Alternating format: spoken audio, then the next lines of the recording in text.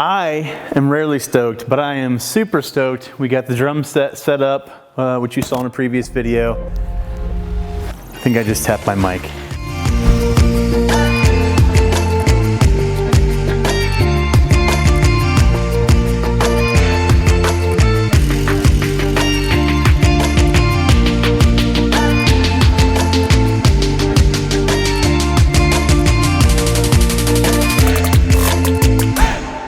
We just got our order in from our friends at Sweetwater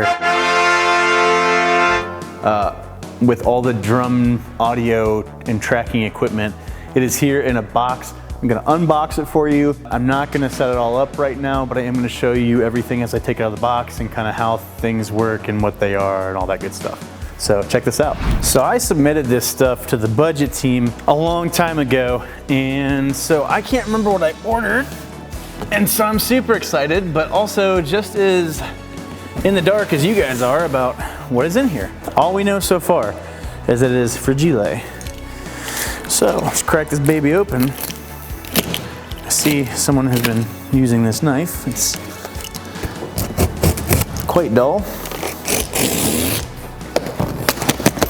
Well, that was dumb. Oh, yes! Bubbles. Oh. Okay, let me just say, people at Sweetwater, best thing ever. When you open it up and get this little bit of candy in here, it just makes my day. I always take the bit of honeys out and eat those first. So, sorry Theodore, I know you love those, but they're mine. So we got plenty of bubble wrap, which is a good thing. It keeps things protected. Literature, bubble wrap, bubble wrap. Okay. This looks like boom stands. Yeah, Euro boom stands. Don't remember what brand these are. Oh, Onstage. Onstage is kind of like a staple brand. They make like, I know them almost exclusively for microphone stands, but also like amp stands and just different guitar stands, different things around the stage. A lot of stands. There's into stands. They're stands people. Okay, so that's the contents of the box is the boom arm itself and the boom stand. Oh boy, you guys know already that I'm too impatient when it comes to unboxing. Okay, so tripod style.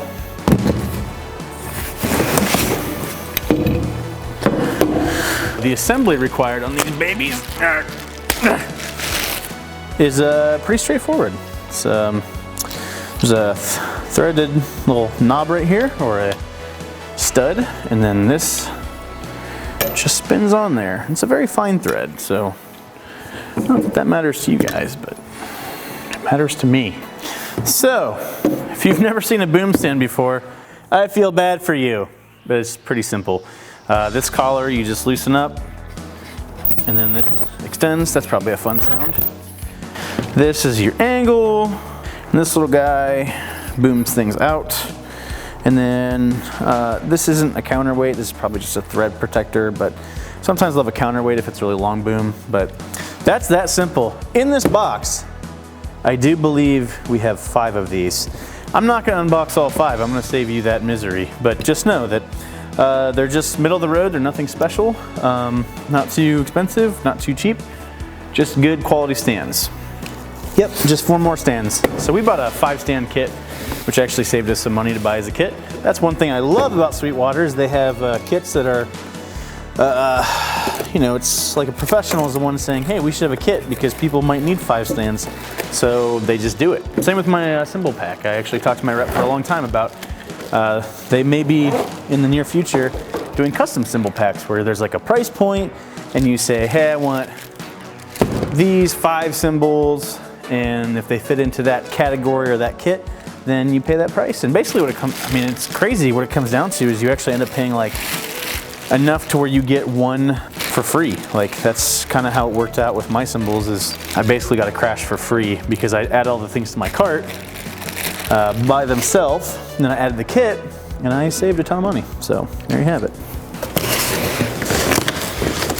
Okay, I took out the stands I needed. The rest are just gonna chill in that box for a minute. And I'm gonna get to good stuff. Oh boy, she tick. She dumb tick. Okay. Oh, this is beautiful. I'm gonna raise my, actually, you know what, I'm not. It'll be a surprise. The contents of Le Box del Sweetwater. Bubble wrap, bubble wrap, bubble wrap. Literature. My candy's in here somewhere. I gotta find that's priority 1. I'm gonna put this back down. I'm gonna start in order of most boring first. We have XLR cables. These are Sweetwater branded. I don't know.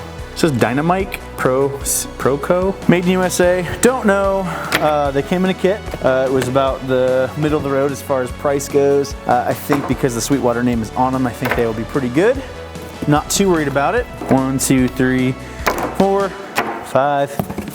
I think maybe someone doubled my order because I only needed 3. Maybe not, maybe 6. I don't remember. Either way, 6 cables, XLR.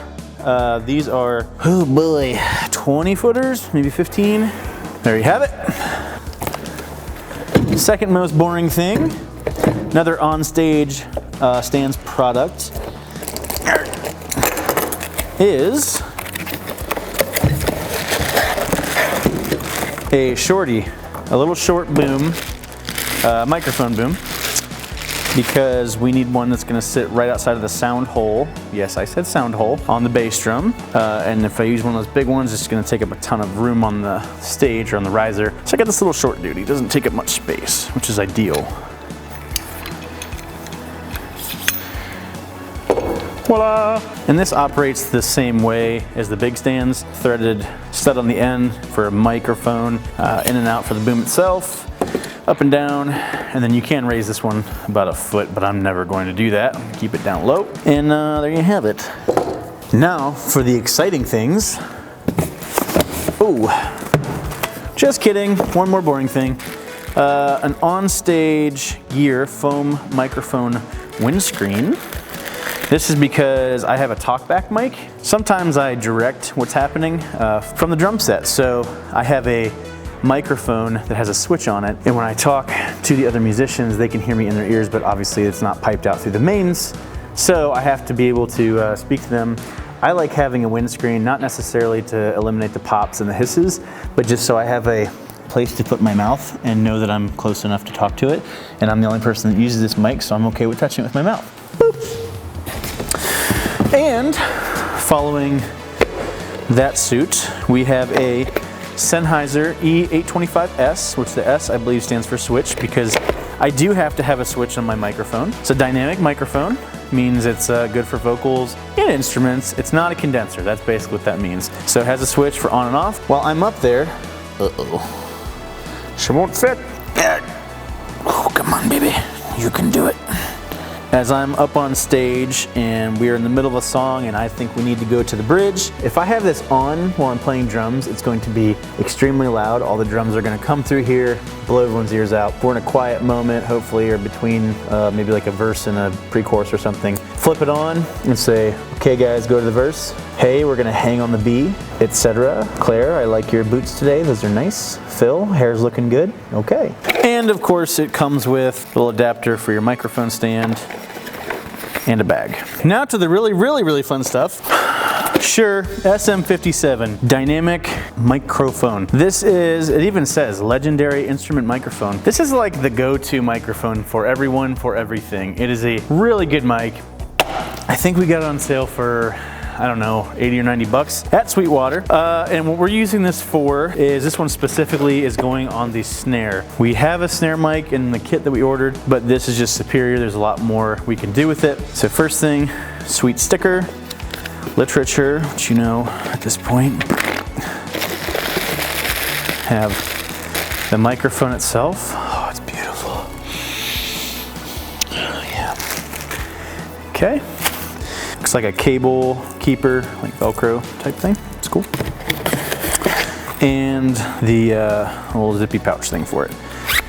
So that is the, for all of you who've coveted the Shure SM57, that's what it looks like coming out of the box. Yeah, I set up that mic. It is now on the snare. I'll show you all that in a second.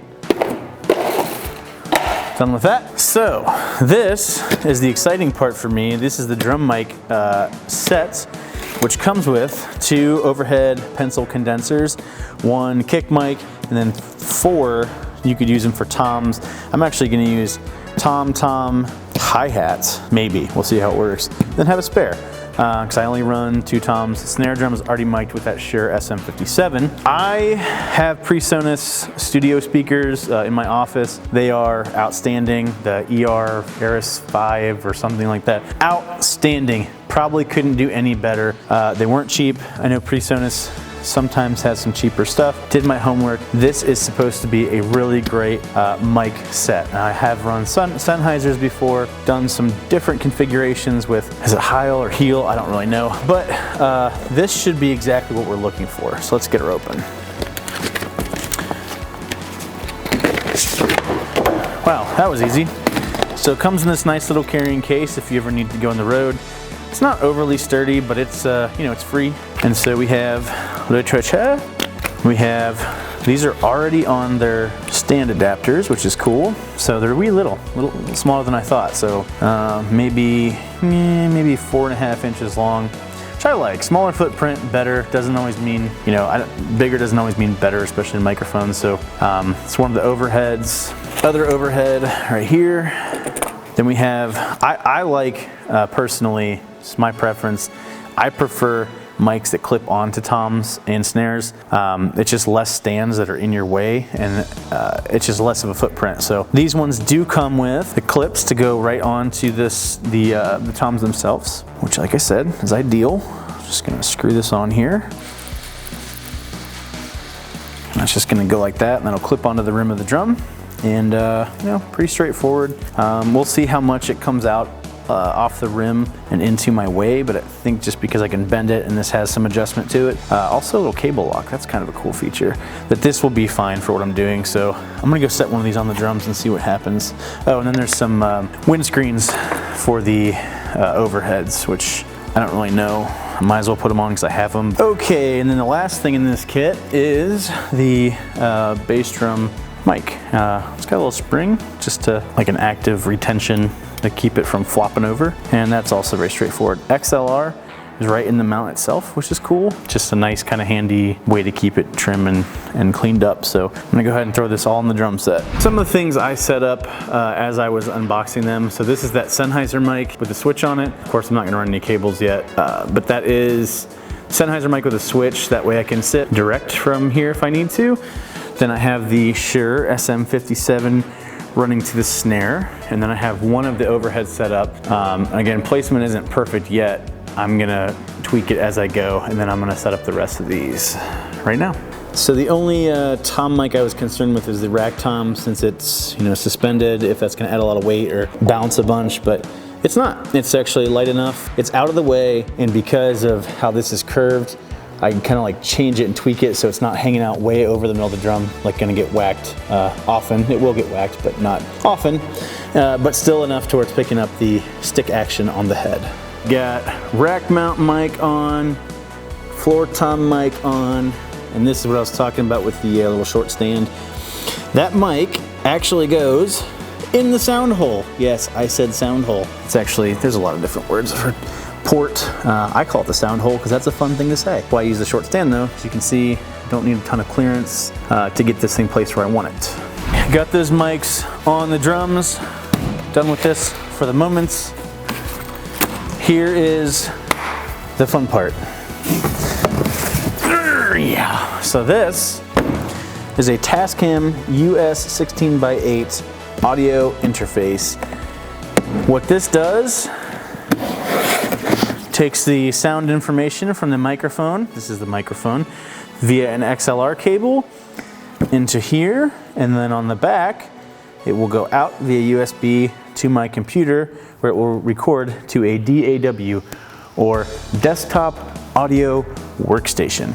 In this case, I'm using Logic Pro X. So, did a lot of homework because I've used the Scarlett, the 2i2 I had for a long time. They do make, I think it's like the 8 something. They do make an 8 in and whatever out audio interface. There was only one left at Sweetwater, and it cost $200 more. So I did some homework. People are gonna have their preferences. I've used Tascam for other applications. There's nothing wrong with it. We're gonna give it a shot, and if it doesn't work for what we're doing, then I'm gonna buy the Scarlett. Let's see what this looks like. Okay, manual. This is the one time I'm going to keep and use the manual, because I don't know what I'm doing, admittedly. That is the USB, which is USB-C, which I have a MacBook Pro, which takes, or no, this is USB, like your regular USB, and I have USB-C. Power adapter, looks like for like European application. Power cable, nothing to write home about, just a power cable. And the interface itself, which is pretty light. It's not gonna take up a ton of space. The footprint is relatively small. And that's what it looks like. So it does have like this built-in leg thing. Feels like aluminum. So when it sits on something, it's kind of angling up. Or on the back side of this piece of styrofoam is, so if you wanted to rack it or rack mount it, you put these in on either side and you can mount it in a rack. And then the Allen wrench and the screws to do that. I will not be rack mounting it. It's going to be sitting on an audio cart right next to me. Without further ado, we have our inputs, 1 through 8. Oh, there's 2 instrument and a line or instrument switch, power on and off. There's a USB LED indicator. Then we have phantom power, so that's plus 48 for 1 through 4. So maybe you could put like your condensers in 1, 2, 3, and 4. Run phantom power, and dynamics could go back here. I probably won't be using any of that stuff, so I'm not too worried about it. And then there's your gain, or I don't know if considered gain pots or volume pots. Either way, it's how you turn it up and down. Believe it or not, this is the only thing that people complained about. They said they were too small, which I don't really get, because all you're doing with this is trying to get a good clean signal into your DAW without clipping. So you're not really fine-tuning volume or gain here, so I'm not sure why that's a complaint. And then your line in and out for these, presumably that's these, I don't really know. Headphone, which I don't think I'll be using, so you can monitor what's going in. In the back we have our USB out, MIDI in and out, which I'm not going to be doing anything with MIDI, so it doesn't matter. Line in balanced, line out balanced, level 13, 14, 11, and 12, 1, 2, 3, 4, 5, 6, 7, 8. And then level for those as well. And then over here we have the power save. Presumably that's just gonna go to sleep after a certain amount of time, and then your power in. And that's all there is to that. Pretty straightforward. All right, I got everything up. Drums are up, mics are up, mics are all plugged in, except for I left 2 XLRs in a media cart at home. So I still gotta plug in the hi-hat mic and my talkback mic, but everything else is plugged in. Gonna run power to it. Just make sure the interface fires up, which I left the media cart at home like an idiot. That'll eventually go on like a media cart along with my computer. I'm gonna plug it in, make sure at least all the LEDs fire up, make sure it's getting power and all that good stuff. But I can't even test it because I don't have the right headphone adapter for my headphones. I have, yeah. So in the next video, I'm gonna get things plugged in, rough levels on the audio interface itself. Then I'll plug them into my computer, route every channel to Logic Pro, and then actually do kind of a proper mix and a test. So stick with me. Thanks for watching this. We'll see you later.